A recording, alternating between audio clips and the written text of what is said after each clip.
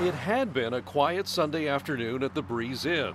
Cheryl Verschuren was running the front desk. But then an unexpected guest came walking in through a side door and headed straight for the lobby. And I just looked over and thought, how'd the bear get here? Cheryl whipped out her phone and started taking pictures of the black bear inside the hotel. He came through this door, that end door there. It was propped open for the housekeepers. And he just kind of came this way. Phil Valenza is the maintenance man at the hotel and heard the commotion up in the lobby.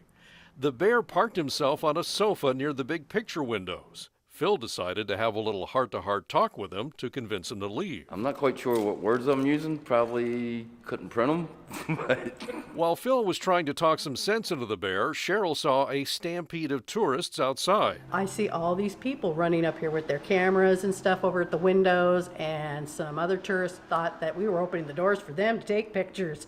So I'm screaming at them to get out of the foyer so we can get the bear out. So what was Phil thinking when he was face-to-face with the bear? scared and nervous. I'm looking at him dead in the eyes. Which way you gonna go?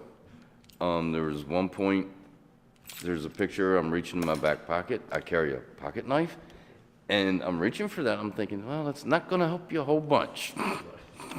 Phil says at one point the bear sniffed the stuffed bear they have in the lobby and apparently decided he didn't want to end up like that.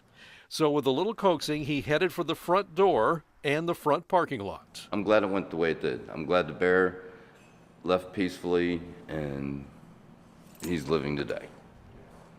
I'm glad it didn't go bad. But the little bear's wandering through downtown Seward wasn't over yet. The next day, he dropped in on Chinook's restaurant and got inside. So there were some guests that were coming to join us at the restaurant, and this is what they were greeted by.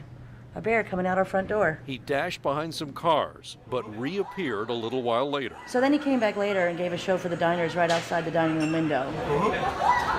As he strolled along the restaurant's back walkway, customers jumped up out of their seats to get a better view. And employees jumped up to close the back door to keep him from getting back inside.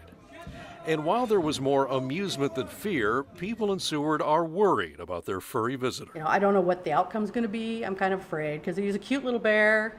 He may get shot. I hope not. Folks around here are hoping he heads for the hills instead of showing up at hotels and restaurants without reservations.